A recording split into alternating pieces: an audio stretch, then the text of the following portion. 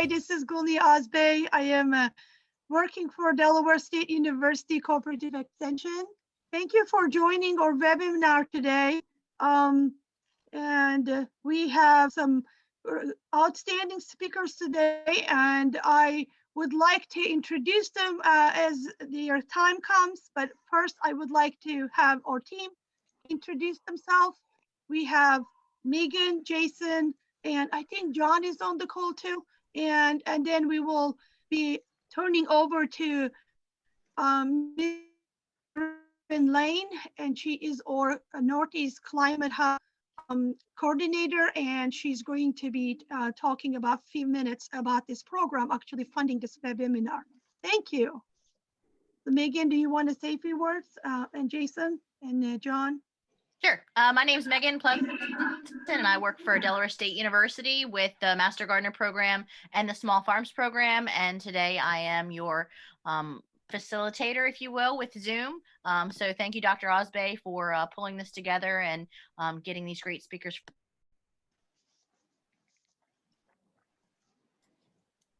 I'm Jason Shalon, Delaware State University. I'm the regional SARE educator for Delaware and the Eastern Shore of Maryland.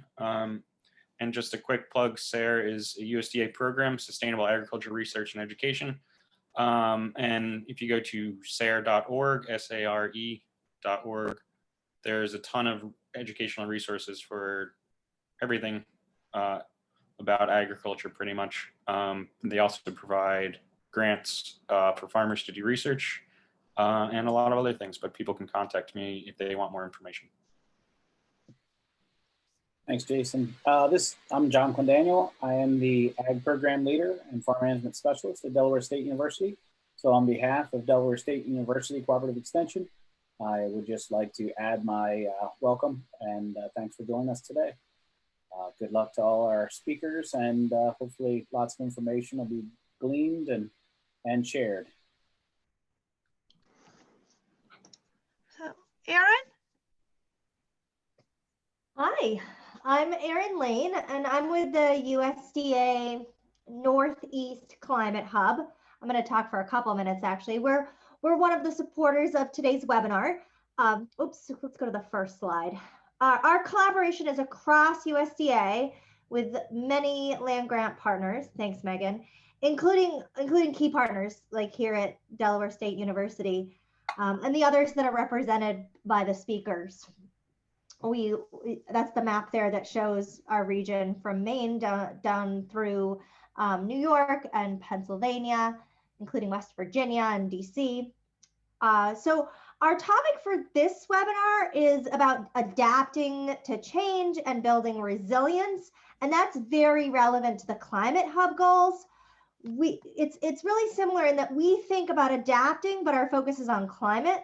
So we work to share, this is kind of the bullets here, we work to share tools and practices, information. We like to deliver these resources that are both scientifically based, but also specific to our region. And it's all aimed at assisting producers to achieve their goals in our changing climate. On the next slide, I have some resources listed here. So I'd encourage you to check out our website, and I can post that in the chat box. We also have some tours, 360-degree virtual tours that demonstrate practices that build resilience. That's the bottom link there. And then you can also find that through our website. And then we have a database of archived webinars like this one that cover research and extension topics on issues of adaptation. And you can follow us on Twitter, and also on our website, we have fact sheets and case studies and other videos. So sign up for our newsletters. That's the thing that I would recommend the most. And that way you can get our latest information really quickly and easily. And we really appreciate the contributions that all of our partners make to create these resources, as they really play a key, everyone that we work with plays a key role in developing these materials. So as we talk about dealing with change and building resiliency to climate change, we'll transition into today's webinar where we talk about the same process of adapting, but in a different context. So thank you, and back to you, Dr. Osbe. All right. Thank you, Erin, for the nice introduction of the program. Thank you, everybody. I would like to introduce our first speaker, Richard Rankin, and he's a professor and county extension agent, and he's also department head, small farms and farm marketing, Rutgers Cooperative Extension of Atlantic County, New Jersey.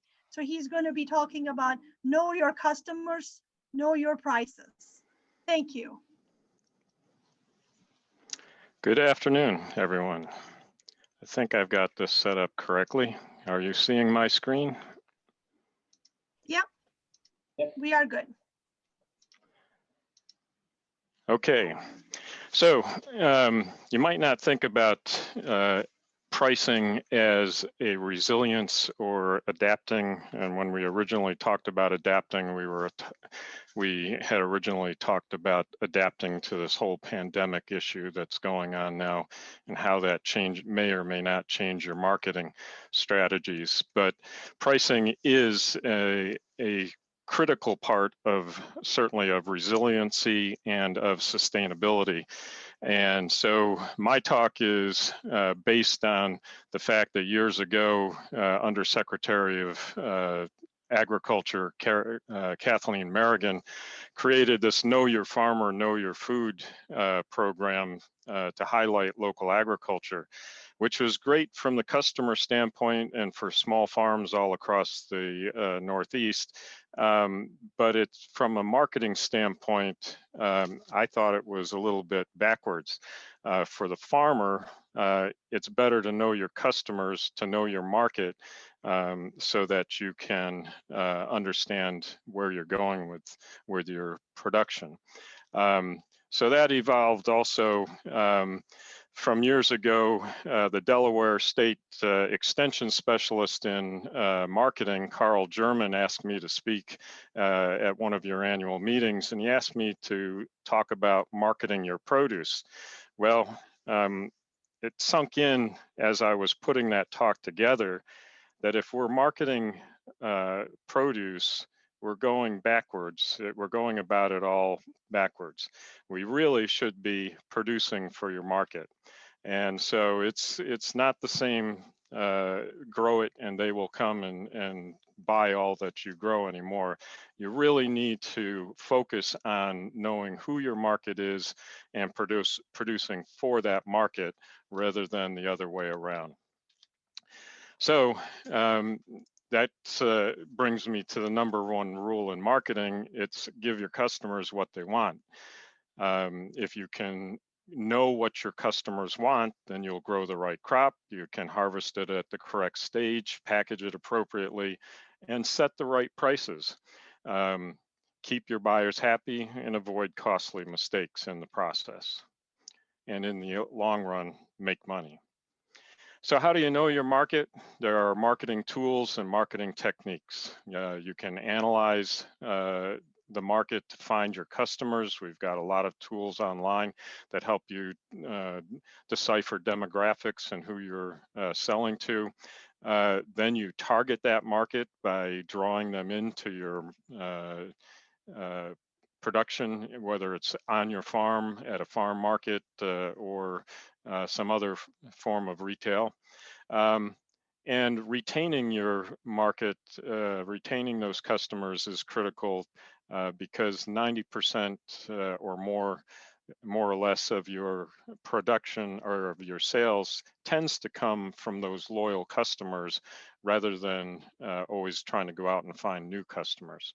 So it's critical to retain a happy customer base. Then there's marketing techniques. That's all the different forms of what you do to sell your product, whether it's advertising and merchandising, the displays that you'll use. And a big part of the marketing techniques is using communications to tell your story, get it out to those customers, let them know what's available, when, and how it's available, and then keeping them coming back to the farm.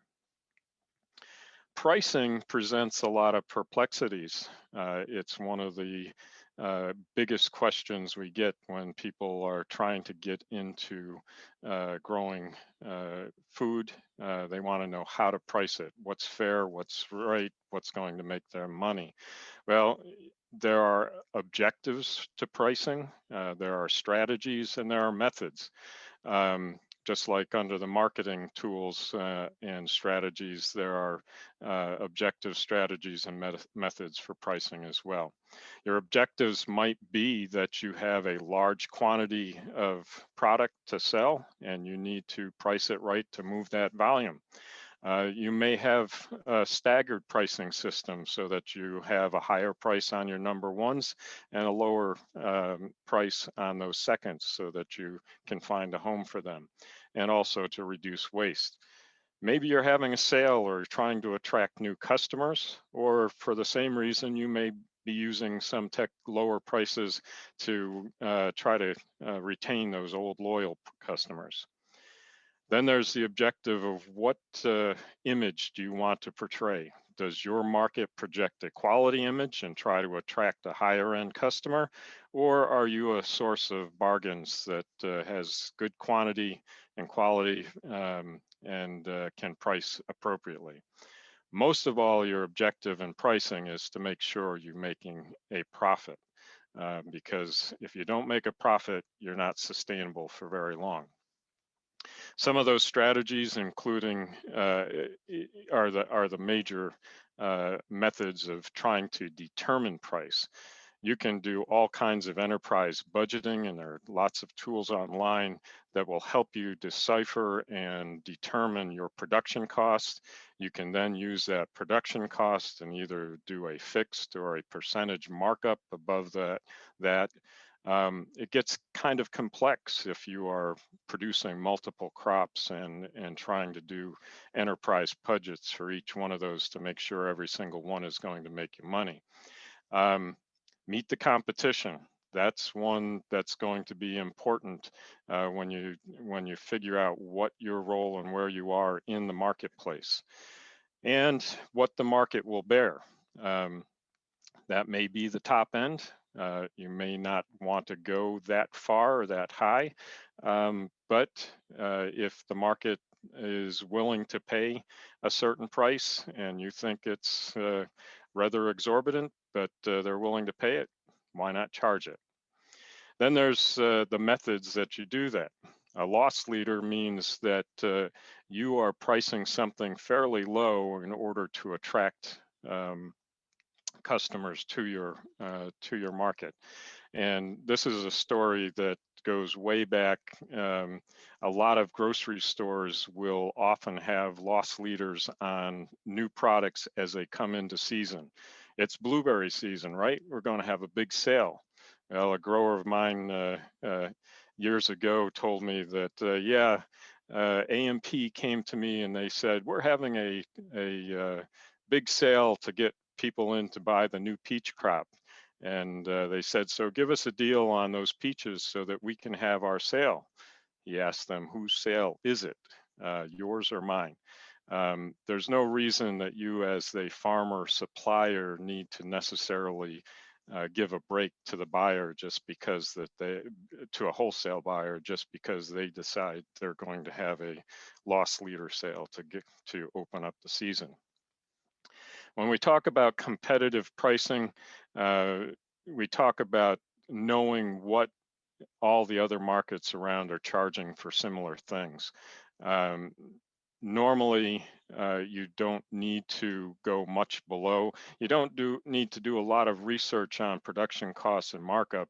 Once you know that you're above your production cost, if you can price it within a reasonable range to all your competitors, which not only includes other farms and farm markets, but also includes the local grocery store.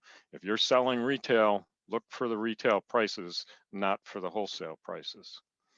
Discounting and sales, again, like loss leaders, are a means of getting people into your market and or moving excess product when you need to. So it is important to know your cost of production. If you are doing some enterprise budgeting, and there are tools online that can help you put in your costs, both fixed and variable costs, to make sure you understand what it costs you to produce an individual crop. If you need to move a high volume, you've got excess product came in surprisingly well this year, then you might need to reduce the price, and it may actually be below the cost of production. But that's when you get into being a loss leader instead of making money. You use loss leaders sparingly, it may be a useful tool, but overall you want to move that volume and making sure at least the average over the season is above your cost of production. Unfortunately, if you're below cost of production all year long, you're losing money all year long, and it is not a good outcome. Unfortunately, in the wholesale world, most produce growers are price takers, not price makers. And so knowing your enterprise budget for each crop will tell you how low you can actually go and still make money at the end of the season. A lot of us are concentrating on direct marketing as a means of being a price maker and being able to make a lot of or make more profit. Unfortunately, a lot of people that promote direct marketing don't take into account that there are a lot of extra expenses in that process. Yes, you can be a price maker, and yes, you can set that price according to the competition and what the market will bear, as opposed to going wholesale. As I mentioned before, most of the wholesale routes, you're going to be a price taker. And whether you're sending it to a processor where you contract early in the season for a reasonable price, or you're on the open market going through a broker or a buyer shipper, or are selling directly to the retail store, all of those people are in the business of buying low and selling high. So they are going to tell you what price they're going to give you. And if you get too stubborn with them and tell them it's too low, they'll move on to the next person. So be careful in how much you play with pricing in the wholesale market. So there are lots of things in trying to become a sustainable farm and in trying to sell sustainability to the consumer these days. But the thing about pricing is that you can reduce the price on some things when they're in bulk. You can reduce the price on off-grade items. On the other hand, you can take those same off-grade items or even number one grades and do some value-added packaging or processing, and then you not automatically, but you then have the ability to increase the price for those same types of products, even though what you've done to them is a fairly simple or relatively easy increase in that value. So here are a couple of examples here. Note the bushel basket of red, yellow, and green peppers in the basket. If you're selling at wholesale, it says that price is $1. Probably $1 per pepper, but still it's $1. Somebody years ago decided to put that red, yellow, and green pepper onto a tray and wrap it up or put it into a plastic sleeve and call it a traffic light pepper, and they ended up charging 4 or 5 times as much for that same set of peppers. So you call it traffic light peppers and put 3 different colors in the same package, you've added value that the consumer doesn't even realize that what you've done. Similarly, Bullion Farms out in California a few years ago when the whole waste reduction program started packaging odd bells. They're not those perfectly shaped ones. They're the off grades that would normally go to a processor, but putting them in a little sleeve and calling them odd bells let them put a higher price on the seconds that would otherwise be sent to a processor. So there are little tricks in helping you rearrange the price that you might otherwise get. And this is an example of how to know your market to make sure that you are selling the right thing to the right person. Of course, everybody knows that peppers come in all kinds of ranges in size, color, shapes, and heat. And certainly if you know your market before you plant, you'll know that some folks like hot, some like them hotter. But there are folks out there that like the flavor of a habanero, but don't like the heat. So if you're selling to a primarily Puerto Rican or Dominican culture or ethnic population community, you may be able to sell them more ají dulce than you do any habaneros. So again, it's a matter of knowing the market. Similarly with jalapenos, some like cracks, and you'll see this variety has a lot, and some don't. The American consumer has been used to having perfect looking produce, so they don't necessarily pick out a jalapeno with lots of cracks on it. But if you happen to be serving a Mexican community, they grew up with wild jalapenos that have lots and lots of cracks. And even though they associate cracks with heat, we did some studies a few years ago that shows that, well, that's not necessarily true. It's more the variety that produces the heat than the cracking itself. So again, it's knowing what the customer wants, gives you the opportunity to select the right products, and then in the process, you are selecting, able to price it correctly for that market. This is a farm market in Lexington, Massachusetts, just outside of Boston. The Wilson farm has been there for multiple generations, and they have a beautiful old barn market overlooking their production fields. And they project an image of high quality. And if you shop their market, you'll see that they also charge high prices. I put this into another talk because they also like to tell their stories. To maintain high quality and high prices, they have to have almost perfect looking fruit. So they enlist integrated pest management tools. They often get customers who call them or stop by and say, are you growing organic? Or are you growing without pesticides?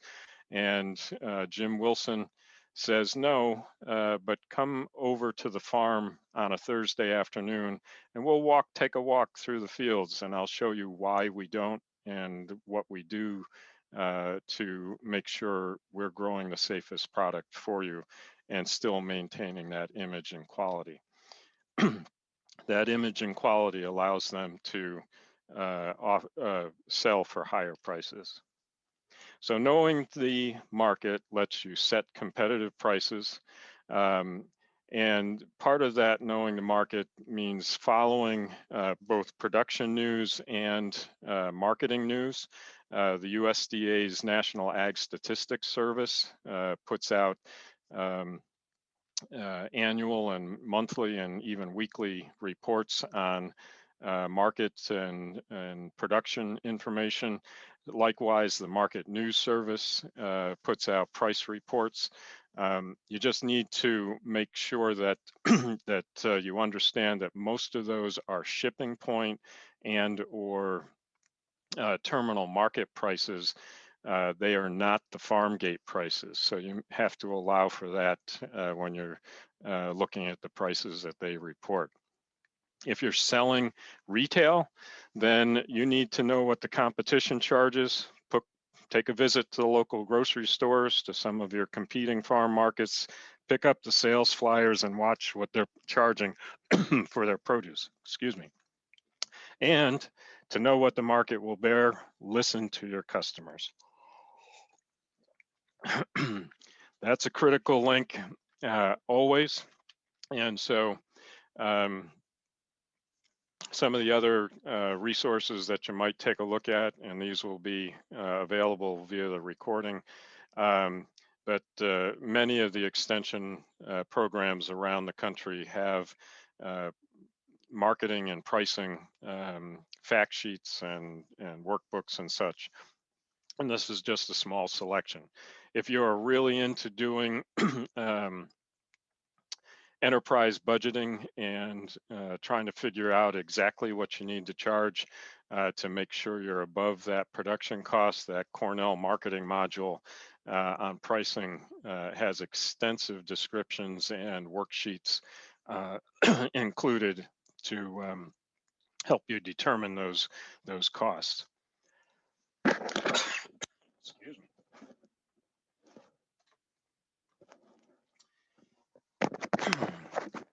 So as I mentioned earlier, remember the #1 rule in marketing is that the customer is always right.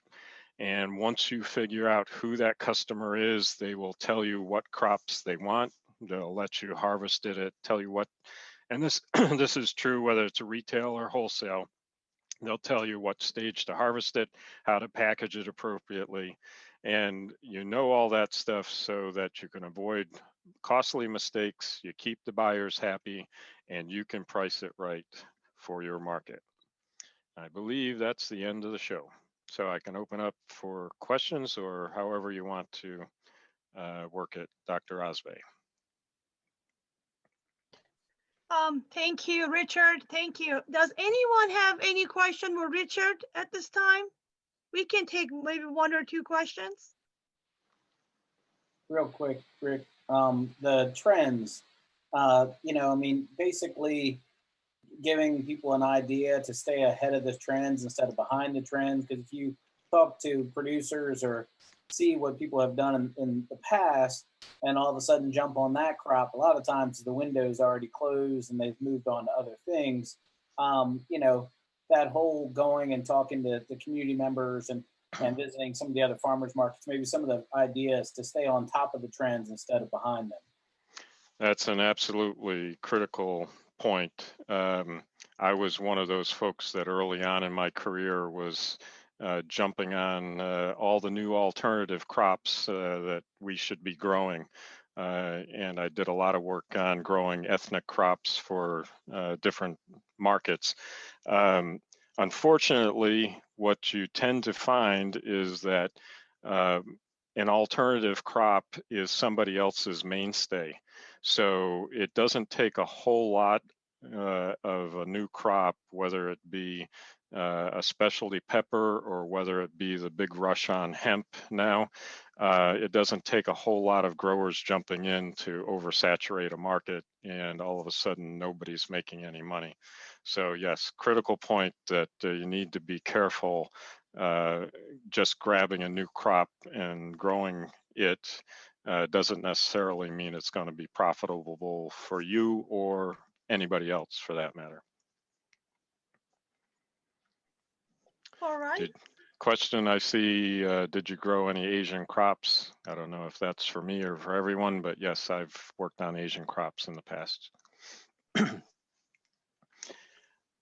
And a lot of the work on our crops is now on a website called worldcrops.org.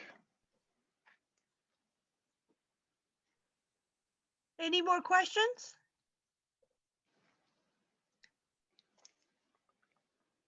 No, but Richard, could you throw that in the chat, that website? Yeah, I'm going to do that right now. All right, that would be good. Yes, thank you. Thanks, John. All right, we are going to move into our next speaker, Steve Kumar. He's the Associate Professor in Agricultural and Natural Resources, County Agent 2. He is in the County Extension. He's also County Extension Department Head, and his expertise in plant and animal agriculture. And he's also from Rutgers Cooperative Extension of Sussex County from New Jersey. Thank you, Steve.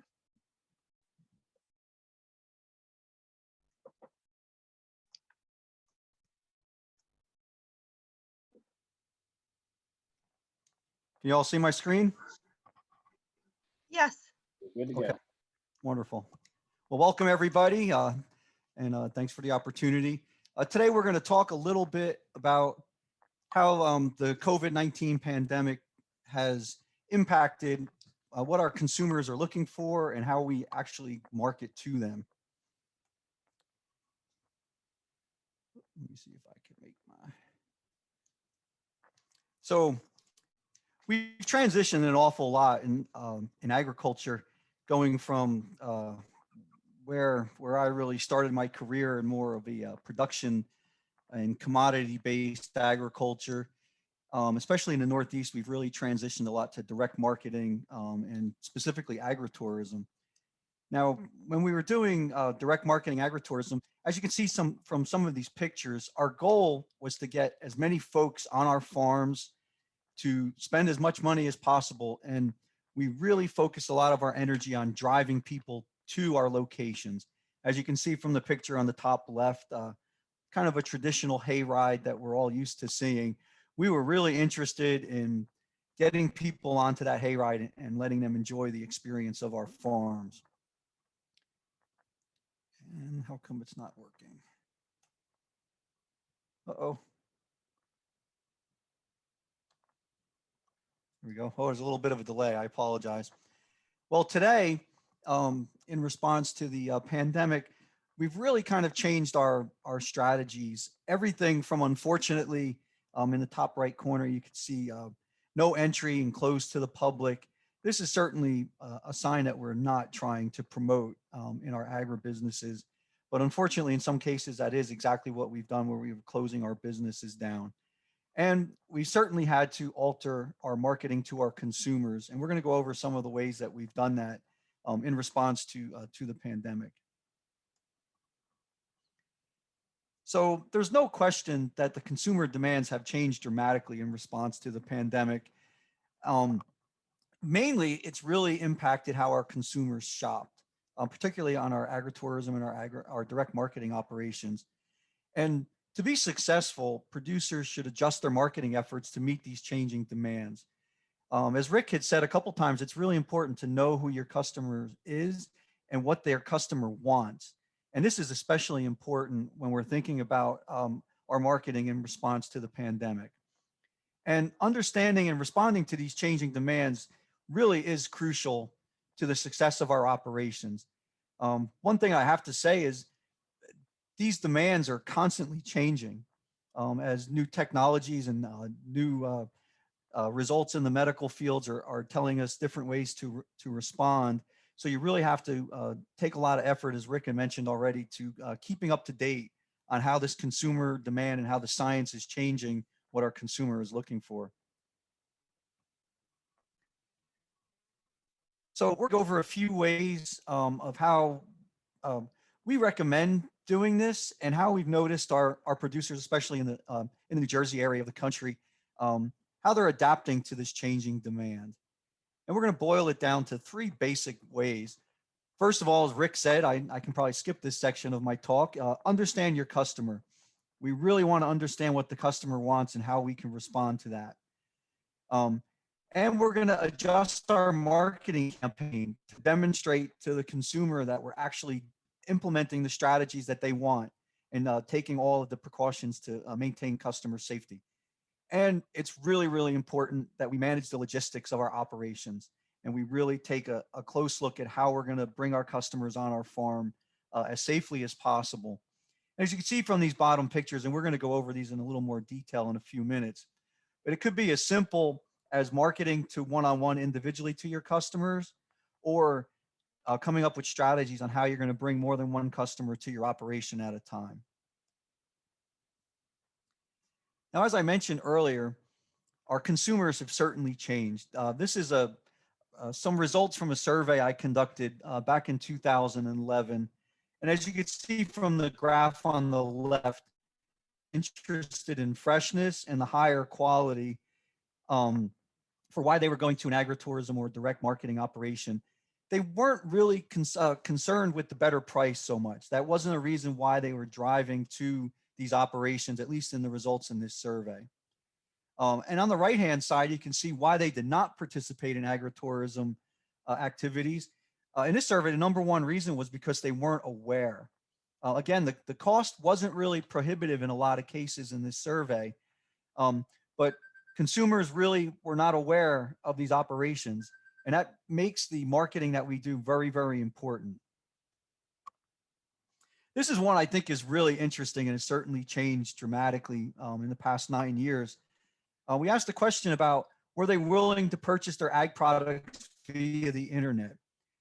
And the orange bar here, the 76%, is actually the respondents that said they were not willing to purchase via the internet.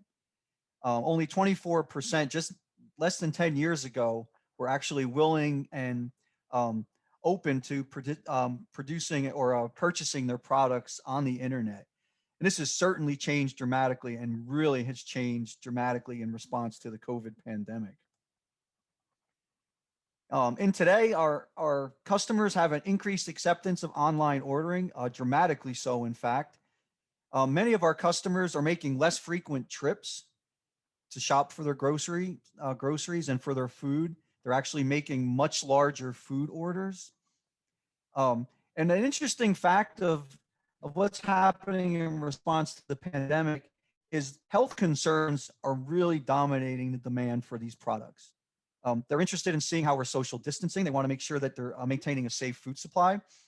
There's really a strong emphasis, even stronger than in the past, on supporting a local food supply by knowing exactly where your food is coming from.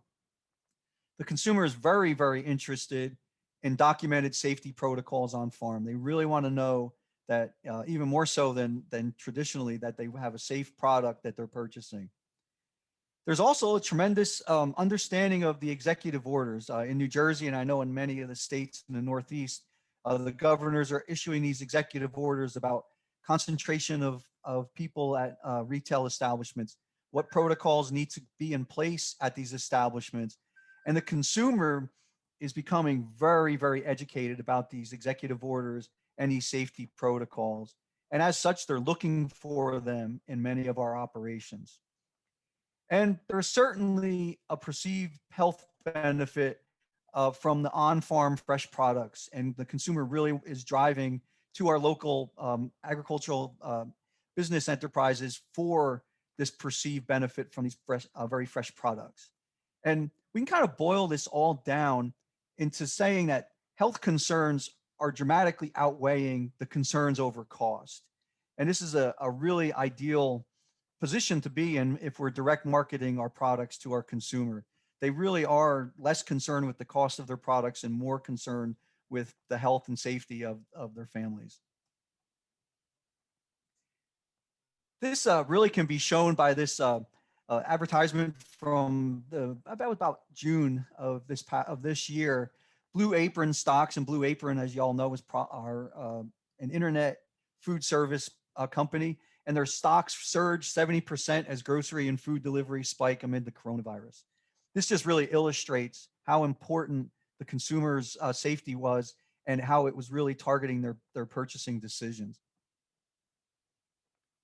So now that we understand exactly what our consumer is looking for, it's important that we adjust our marketing campaign. Rick has alluded to this in his presentation, but the communication with our customers is critical. There's various ways that we do this, especially with the understanding of how important online ordering is to our consumers. Social media has become a really important driving force for marketing our products to our consumers. Digital newsletters are another one that have really become popular. We're going to show a couple examples of some of this communication in just a few minutes. Traditional media, although it's still popular and we're still driving folks with our traditional media, website traffic has certainly spiked in a lot of cases. Even in our educational outreach, we're noticing a lot more folks driving to our website and our social media platforms than have traditionally in the past.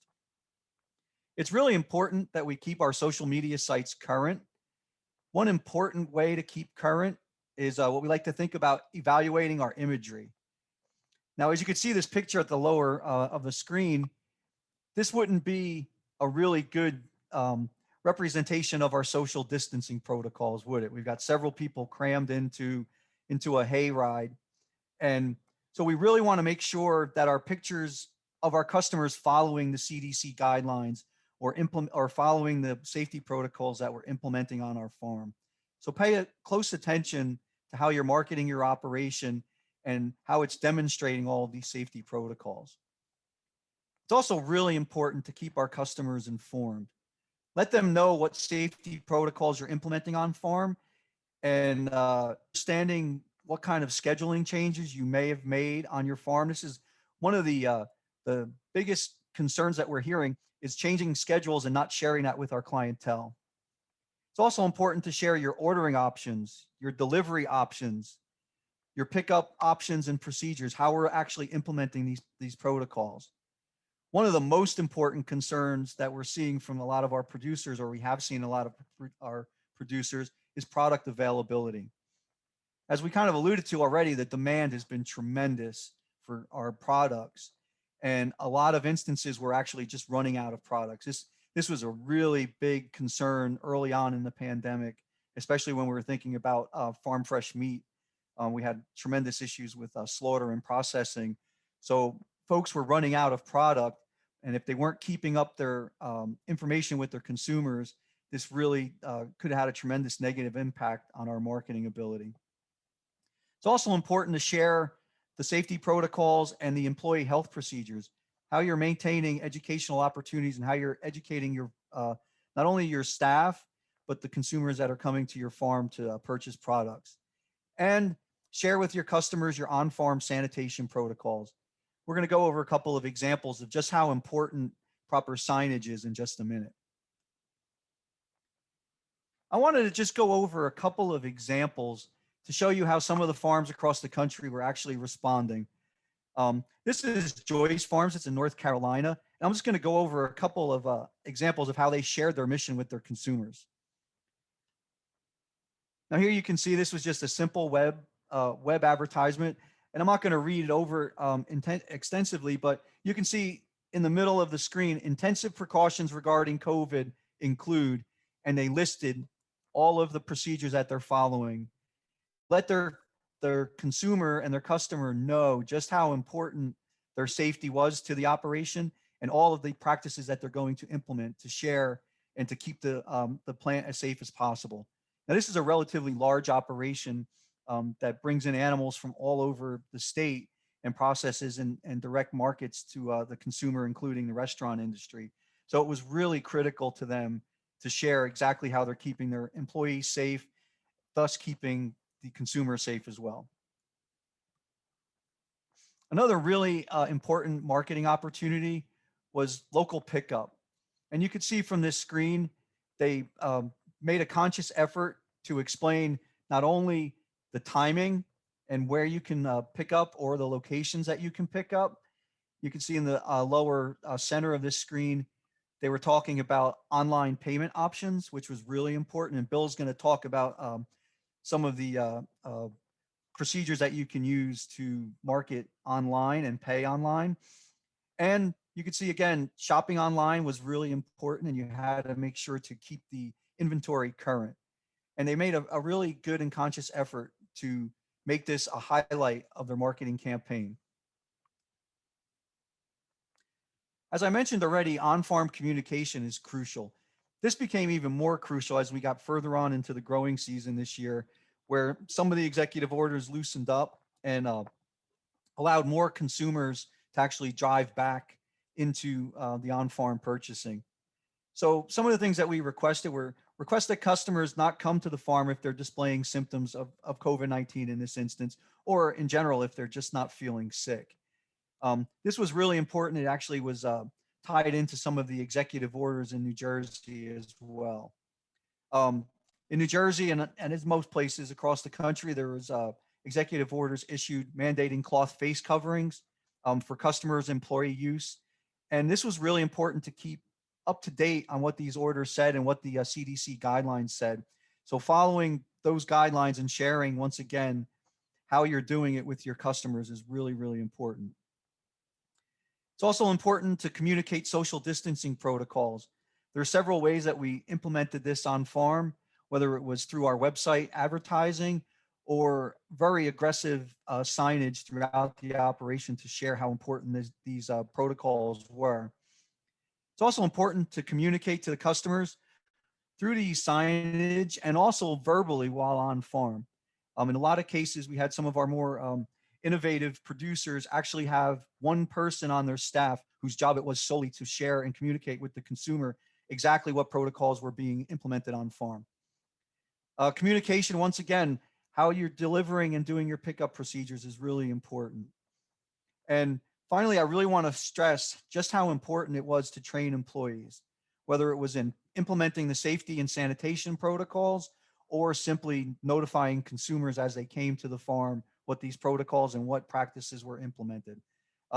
We always stress how important employee training is and employee management is for all of our direct marketing and agritourism events, but it was even more crucial now when we're talking about the safety and well-being of our customer base.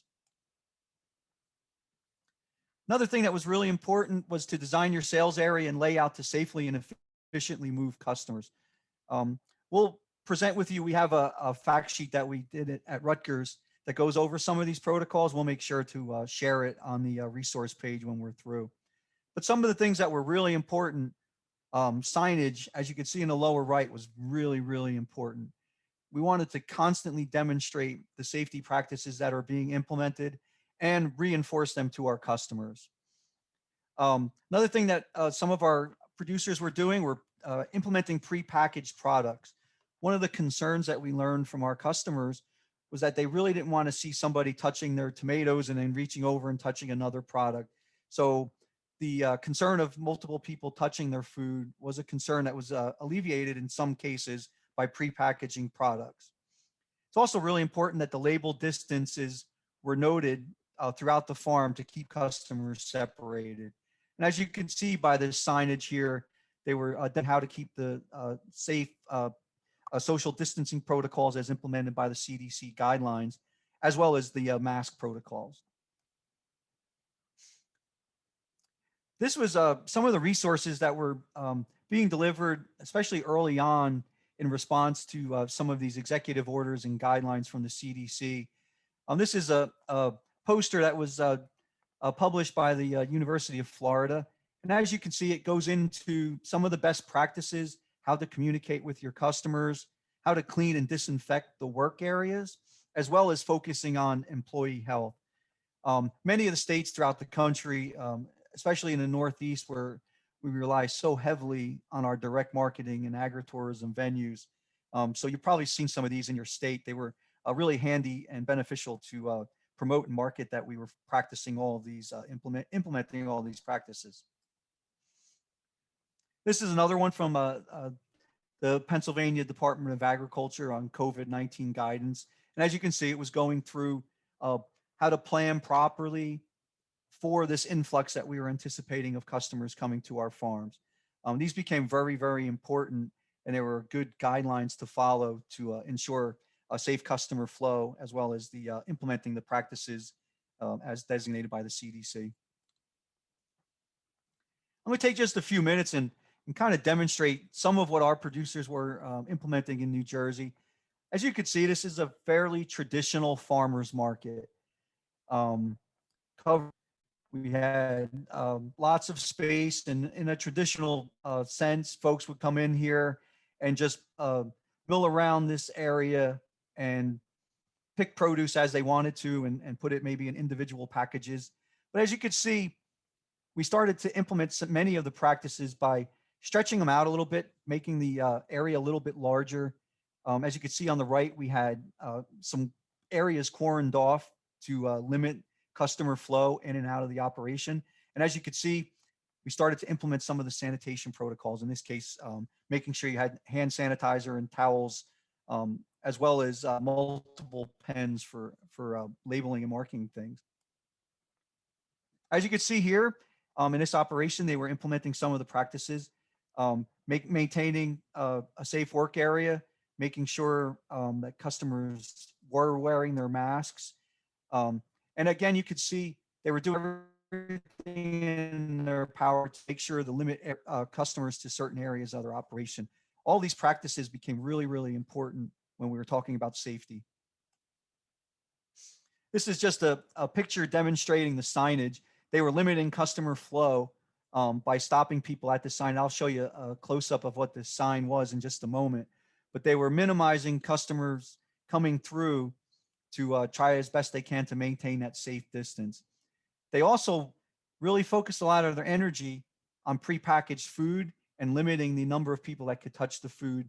In some cases, we even had personal shoppers getting the produce that the consumer wanted without multiple people having to touch it. This is another practice that was implemented on many farms in the Northeast. We traditionally would market our products and allow folks to come through and look through and pick the specific pepper, in this case, that they wanted. Well, to demonstrate food safety, in many cases, we were pre-packaging and allowing folks to just grab a bag of a pre-priced and pre-weighed product, once again, to try to minimize the contamination of the product, or at least the perceived contamination of the product, since much of our information showed that the virus wasn't being transmitted through fresh produce. This is another example of one of our farms in New Jersey that went to home delivery service. So folks were allowed to start ordering their fresh fruits and vegetables. They would place their order and then they would have a delivery. It also allowed for the implementation of service charges and delivery charges. So folks were really concerned about their safety. So this farm amended and adapted to the situation by providing this service. And this became very popular, both through online ordering as well as the delivery service or custom pickup times. All these things that were implemented in some of our larger grocery stores and larger retail establishments were being implemented as well by our farmers markets and small individual farms. Once again, signage became really, really a critical part of communicating with our customers. I mean, these are some examples of signs that were utilized in some of our farms in New Jersey. Once again, they were making every effort possible to share the sales times, including signage that said they planned on continuing these times for as long as necessary. So notifying the customer became a really, really important aspect of demonstrating the implementation of these practices. It was particularly important as folks became more and more accustomed and really wanted to visit their farm stand to maintain safe distance guidelines, as well as demonstrating the implementation of these practices. This became a really important marketing strategy to show the customer just what we were doing to maintain safety. It wasn't exclusively high tech though. This is a example of a livestock producer who traditionally would have folks come to his farm store and purchase equipment or purchase meat products. And as you can see here, this was more of a low-tech version. He would receive emails from customers. He would simply write up a bill, package the meat by himself, and then put it at a location that was known to the consumer without having folks have to come in to visit their store. So he was actually pre-boxing orders and either delivering them to a location or having them set out for the customer. Once again, this was a low-tech version, but it really allowed him to continue to sell his product, and it allowed the customer to feel safe, and especially for customers that were very concerned about coming into contact with other folks outside of their direct family. And once again, you could see here, even though it was a relatively low-tech operation, he did promote all the things that he was doing to maintain a clean and sanitized work area. All these things became very important, once again, to demonstrate all the practices that were being implemented. So in conclusion, I just wanted to stress that COVID-19 certainly has had a tremendous impact on the agricultural industry. We often like to think, even though it may have had some detrimental concerns in a lot of areas, it also did provide an awful lot of opportunities to our producers. Many of our direct sales and direct marketing operations have had really, really strong success this year. And a lot of it was because they were demonstrating that they were trying to provide a safer product to their customer, and they were certainly doing all they could to adapt to the changing demands. So it really does present a wide range of challenges, but it certainly does provide opportunities as well. And as Rick already said, paying attention to our customer demands and the health and safety while developing our marketing strategies, it really was important that we demonstrated this. And be flexible and adapt to the changes in the market. We certainly are constantly changing both the customer demand in response to the virus, as well as our marketing opportunities in response to the virus. And by all means, stay safe and do everything that we can do to demonstrate that we're providing as safe a product as possible to our customers. Thank you. Thank you, Steve. Thank you. So we don't have a whole lot of time, but may I suggest if you have any question for Steve, either you wait until the end of Bill's presentation or put in the chat box for him. We want to start with Bill's presentation, as soon as possible. So can we do this? Are we okay with it? All right. So Bill, let us start with your presentation. Steve, make sure you check the chat box. There might be some question for you.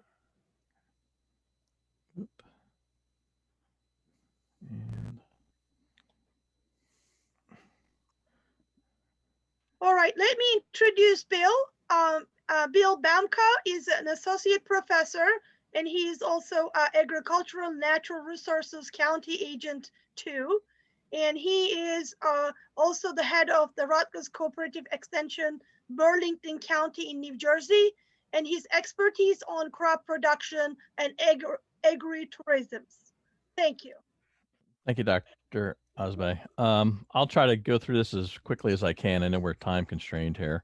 What I was going to do is talk about some of the different marketing strategies, or how do you bring these into effect. I think if anything, that during this season, not only did we see disruption in the distribution channels, but also in the retail. And one of the things I think we're really starting to learn is, just like consumers on the retail side are moving to online, on the ag side, we're starting to move online more and more.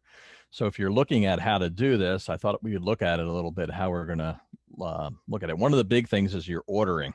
How do you order? And I don't know that we've had this discussion, whether we'll be able to walk back after this. I think a lot of our customers have gotten used to being able to buy online. They like the convenience of buying online. So this may be something that we're going to have to deal with.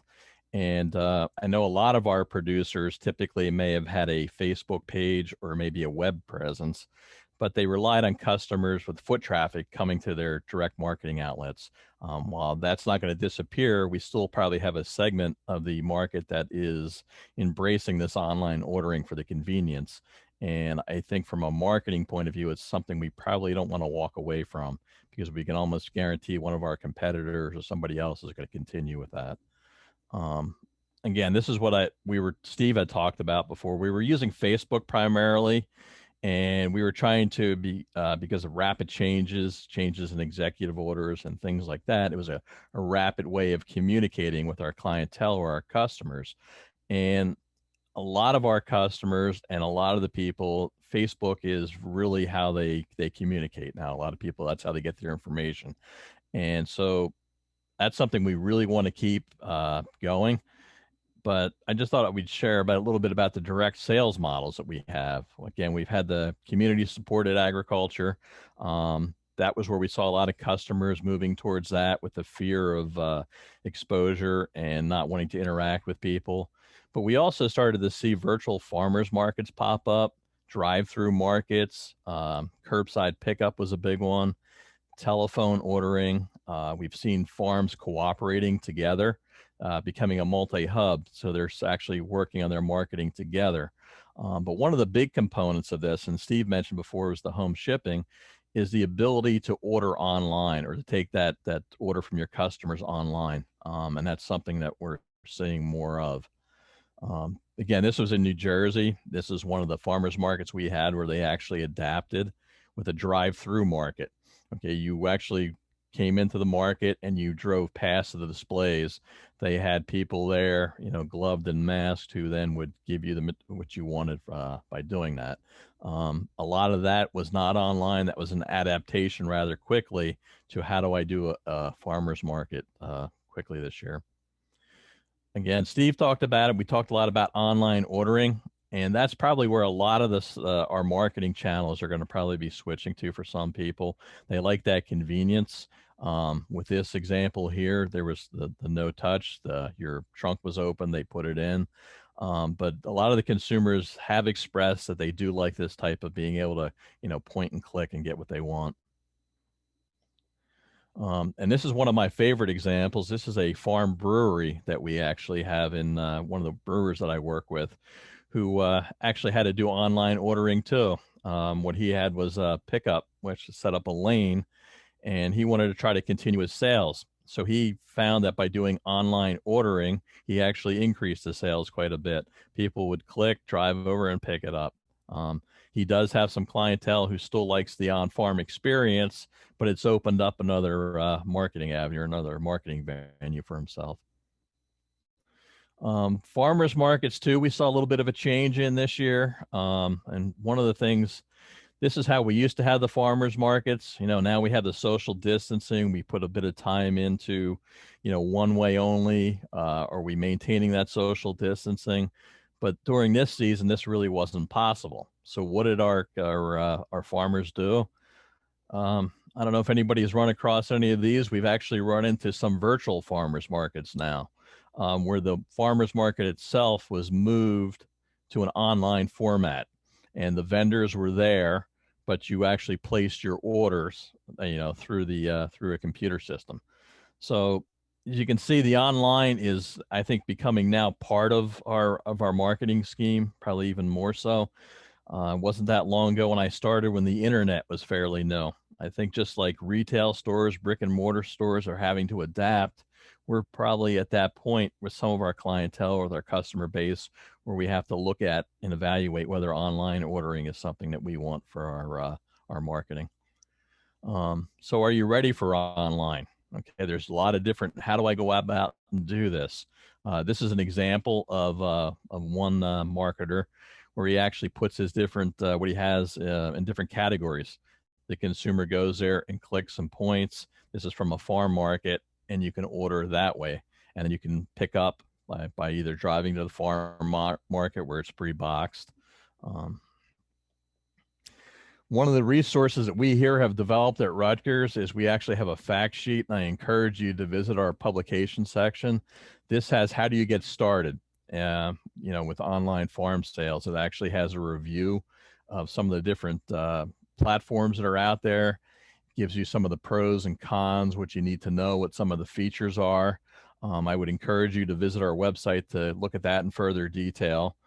And one of the other I don't know if anybody's familiar with this. This is the National Young Farmers Coalition. They put a fabulous resource together for COVID-19 and marketing. And on the right-hand side, you'll see the Farmer's Guide to Direct Sales Software Platforms. So if you're anticipating or you want to take the jump and probably moving to the online, this is one of the resources that I would definitely check. Here's a copy of the resource. The website is up top there where you can get this. And what's nice about this is it not only looks at your sales model, whether you're doing a CSA, or you're doing direct marketing, it actually kind of evaluates the platforms to what's a better fit for that to help take some of the guesswork out for you. And it also has a lot of the questions that you're going to want to ask if you're evaluating these different platforms. One of the things is you'll see there's been a lot of people who've kind of popped up trying to put these marketing platforms together. So there's a list of questions that you want to ask when you're contacting, you know, the supplier of these. You do your research. One of the biggest things is going to be how many farmers do they work with? Some of these platforms have been adapted from, you know, other areas to move into agriculture. And there's a lot of unique features in agriculture that you may want to look at. One of the things you want to look at what the cost is. What's the fee structure to use these platforms? They have different, some of them are monthly subscription fees. Some of them are by sales volume. You want to make sure that when you're evaluating an online sales platform that you look into this. If you're ready to start, moving into this venue, how long does it take to get up and running for it? We've learned a lot of lessons this year, I believe, from our online on the farm. So we've got a better handle on some of these questions you're going to be asking. One of the things that comes up is because our inventory changes quite a bit. How are you going to enter the products that you have for sale? How do you change your inventory? Are there limits that are set? Can you set a limit? And some of the platforms will actually limit that I have whatever the quantity is for sale, and it will stop selling that so you don't oversell, because there's nothing that's I think more frustrating to consumers when they click and it says that the order was placed and then you don't have enough product to sell them. So it's one of the things you want to make sure that you look into. Some of these interface very well with smartphones, some of them don't. So you want to make sure you're looking at, if you're looking at a platform, is it something that's easily adapted to an app for an Android or a an iOS based cell phone. Payment is a big thing that you want to look in to. So on these platforms, are the fees for debit and credit fees, are they actually charge the customer? Is there an ability to pay by check? Can we deal with cash sales if somebody wants to pay by cash at the market? So you want to look at these type of things, evaluate this. Rick talked about, leader losses. Can you shift on and off on these platforms? Some of them are easier to adapt quickly than others are. So what I thought I would do real quickly, I know we're pressed for time here, is show you what some of these platforms are. Acropolis, you'll see there's 1,000 eco farms. What's nice about the Young Farm evaluation, it would actually list the current fees. You can look at the different fees. But one of the best features, I think, of this resource is you can actually look at different characteristics for what you're looking for, whether there's order forms or whether there's marketing integration or integration even with your accounting software. They've gone through and they've checked these boxes off where you can now maybe narrow down to what you're looking for. It's a really great resource to look at how you sell. Am I doing it by, I said before, as a CSA? Am I using virtual farmers markets? They break it down into the categories, and then you can actually go over and figure out these are probably the top 3 contenders for what I want to be using. It's a great tool that's out there. These are some of the names that you might see. Here's one that's called Propopolis. You can see it's actually for online food sales, ordering sales. It's a software so the farms can sell directly to consumers with this. It's a fee-based one, just like many of them are. And I'll show you the next screen here we have. As you can see, they have direct sales order forms. They actually can generate reports. You can see what products you're moving. It actually will interface with your accounting software so you can see, which will help with sales taxes, all those. This is an all-in-one platform. This is a little bit more expensive probably than some of them are. You can get different levels of these different platforms that you're looking at. Here's another one. It's called Food for All. With this one, you can actually take photos. You can put it up on your site quickly to show what you have. It's actually one of those things where you can actually adjust fairly quickly based on inventory and product that you have. We're not endorsing any of these, but these are just some of the several different platforms that are out there. This one's nice too because this actually integrates with a third party for delivery. So you can actually sign up to have a delivery service without you having to worry about you'll be partnering with a delivery service to deliver your product, which is an option that a lot of people are looking for this year. A lot of people didn't want to venture out. So this was an option to be able to have some of your product actually delivered to the doorstep of the consumer.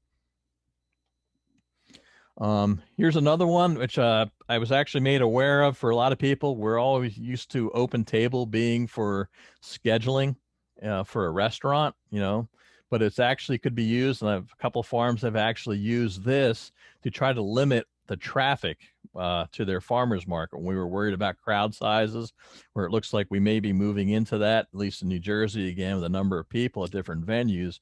You would select a time. And this was also used by some people to give specific shopping times to elderly or people who are at higher risk so that they could control the traffic. So you would schedule an appointment, it would stop, you would stop with only allowing maybe 25 people in that 1 hour time frame. Again, it was a little bit out of the box thinking, but it did work well for certain people. The other thing which is brought up is we all have seen these interactive farm maps. They're a tool that's out there, but you have to ask yourself, am I on this? Because don't forget, a lot of the clientele that we're starting to deal with are becoming very accustomed to online purchasing and marketing. So you want to make sure and do a review that you are up on these marketing directories. You could be missing a lot of clientele, if you're not current with this information. And this is one that we've actually saw this year is we couldn't have on-farm events, but some of the farms up in our way and across the country actually went to virtual agritourism, where they actually had different events. This one was for strawberry festivals. They had a number of events, and this was to try to keep the clientele engaged, because we don't want our clientele to wander somewhere else. A lot of people still they want to support the local farms, and this is a way to move on to that. So that was another option that we did see out there this year. And that's all I've got. I realize I ran through this pretty quickly, but I just wanted to expose you to some of the resources that are actually available.